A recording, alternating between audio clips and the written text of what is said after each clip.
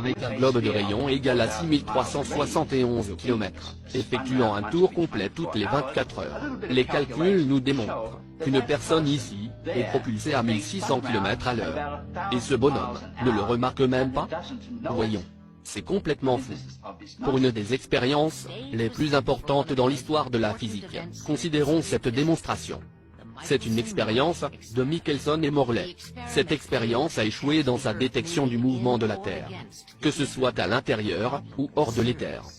Le problème était sérieusement compliqué. Et même si plusieurs solutions ont été avancées plus tard, la science a dû faire face à un choix. Entre ne plus tenir compte de l'éther, ou admettre que la Terre n'est pas en orbite autour du Soleil.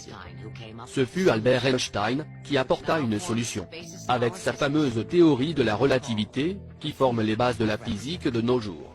Einstein supprima l'éther, le considérant comme étant la cause de l'échec.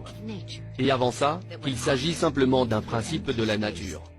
Selon lui, quand un objet se déplace dans le vide de l'espace, sa longueur se rétracte, et la durée de temps de son voyage est ralentie. Si on tient compte du principe copernicien, la longueur, le temps, et la masse de l'objet en déplacement, furent altérés.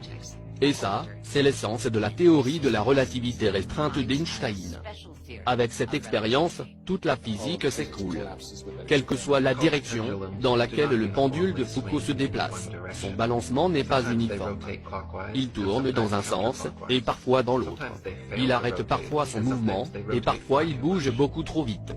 Les scientifiques qui ont répété des variantes de cette expérience ont déduit, je cite, « On est obligé de donner une légère poussée latérale au pendule pour le démarrer.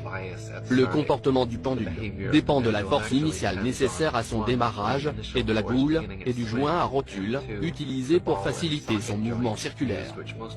La supposée rotation de la Terre n'a rien à voir avec le mouvement du pendule. Si la soi-disant rotation constante de la Terre affectait le pendule en quoi que ce soit, on n'aurait pas besoin de lui donner un coup de pouce pour le faire démarrer.